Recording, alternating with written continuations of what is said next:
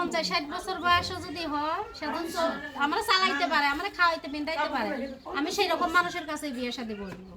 আপনার সাথে যদি কেউ যোগাযোগ করতে চায়, ভাই আমার একটা মোবাইল আছে, বাটাম মোবাইল। আমি যে বাড়িতে কাজ করি ওই বাড়িতে থেকে আমার একটা বাটাম মোবাইল আছে, আমি এটা দিয়ে তার সঙ্গে হয়তো কথা বলতে পারবো। সেই নাম্বারটা বলতে পারেন আপনি? নাম্বারটা আমার তো মুখস্থ নাই ভাই, আপনি যদি নেন তাহলে দিতে পারি। আচ্ছা, দর্শকরা সকলেই তার আপনারা দেখে শুনে বুঝে তারপর তাকে সহযোগিতা করবেন, কেউ প্রতারণা করবেন না এবং কেউ প্রতারণার শিকার হবেন না। আপনার নাম ঠিকানা একটু বলেন। আমার নাম অঞ্জনা। গ্রামের বাড়ি কোথায়? গ্রামের বাড়ি সিংড়া নাটক। নাটোর। আচ্ছা, এই যে নাটোরে থেকে এখানে কেন? এখানে ভাই তো মানুষের ভাড়া মিশিং এর কাজ করতাম তো, তাই এখানে থাকি। ভাড়া মিশিং এর কাজ করতাম, এখানেই থাকি মানুষের বাড়িতে।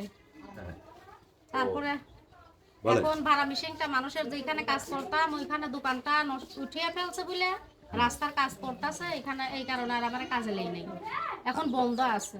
তো এখন আপাতত মানুষের বাসা বাড়িতে কাজ করে কোনো মতন দিন আনি দিন খায়। আচ্ছা, এই যে মানুষের বাসা বাড়িতে কাজ করলে তো অনেক টাইমে অনেক ধরনের প্রবলেম হয়, সেরকম কোনো প্রবলেমের শিকার হয়েছেন কিনা আপনি কখনো? ভাইয়া এখন মানুষে রাস্তা দিয়ে গেলে রাস্তার একটা পাগল পাইলেও আলটু পাল্টু কথা বলে, মানুষে অনেক ধরনের অনেক কথা বলে।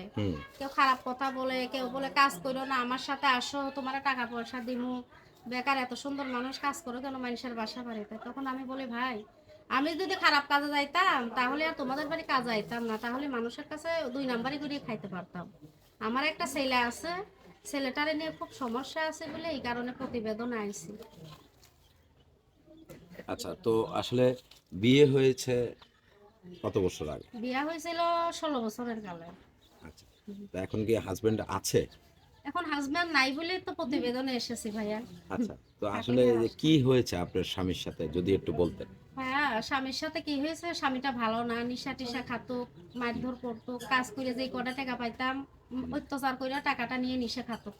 আচ্ছা। এই কারণে বাবা মা বলছে যে তুমি নিশাখুরির কাছে থাকলে তোমার সারা জীবনে অশান্তি থাকবে, হ্যাঁ। তা তুমি আমাদের কাছে এসে পড়ো। পরে আমি একতরফা তালাক নিয়ে বাবা মার কাছে ছিলাম। ছেলে এখন মেয়ে আছে? একটা ছেলে আছে। তো আসলে এই যে বাবু রেখে নিজেই, মানে আপনি নিজেই খোলা তালাক দিয়েছেন? আমি একাই তালাক দিছি, কেন যে নেশাখোর প্রতিদিন মারে, প্রতিদিন মারধর করে, প্রতিদিন তার জীবনটারে তো মানুষের জীবন, এটা তো পশুর জীবন না যে মার খেয়েও থাকতে হবে। আচ্ছা, তো এই যে স্বামী ছাড়া একাকিত্ব জীবন কতদিন ধরে? একাত্মিক জীবন, ছেলের বয়স চলতেছে 7 বছর, এই 7 বছর ধরেই আমি একা আছি। আচ্ছা, এই যে 7টা বছর একটা নারী একা থাকা কি সম্ভব? সম্ভব তো না। এখন চাইতো আমি ওইটার জন্যই প্রতিবেদনে আসি ভাই, যে ভালো একটা জীবন সঙ্গী যদি আমার পাশে থাকে, সে যদি দুঃখ কষ্ট আপদ বিপদে আমার পাশে পাই, আমি আশা করি ভালো মনের মানুষ হয়ে থাকলে আমার ছেলে আর আমার দায়িত্ব নিলে আমি তার কাছেই বিয়ে বসবো, সে যেমনই হোক। বুড়া হলেও সমস্যা নাই, কি একটু চলার মতন থাকতে পারলে তার কাছেই বিয়ে বসবো। আচ্ছা, তো বেশিরভাগ মেয়েরা বয়স্ক লোক কেন খোঁজে? ভাই গো, জোয়ান ইয়ং ছেলের কাছে তো বিয়া বসলাম, ইয়ং ছেলে তো নিশা টিশা খেয়ে খালি মারধর করে। আর বয়স্ক লোকের কাছে বিয়া বসলে এর যদি বউ বাচ্চাও থাকে, হে আমরা ছেড়ে যাইবো না, হ্যাঁ আমরা যাইবো না ছেড়ে, হ্যাঁ কতজনের বউ মারা যায়, কতজনের বউ মারা যায়, কত বউ চলে যায়, বিদেশে থাকলে কতজনের বউ চলে যায় শুনছি। তো তারাও যদি ভালো জীবন সঙ্গী হিসেবে আমার রাখতে চায়, আমি সেই ভাইয়ের কাছেই থাকতে চাই।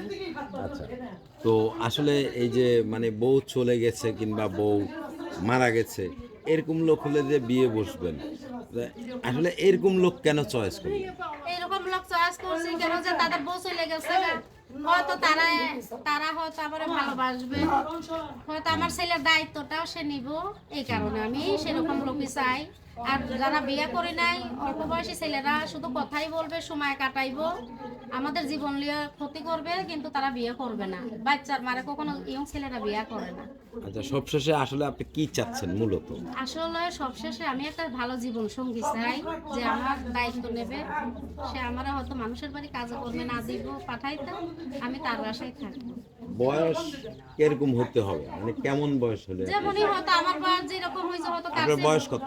আমার বয়স এখন চলতেছে 28। 28।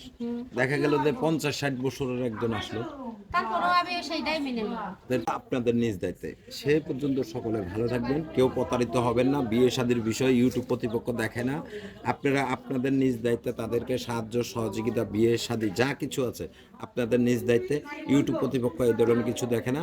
এবং সবশেষে আবারও বলছি, কেউ প্রতারিত হবেন না, ভালো করে যাচাই করে নেবেন।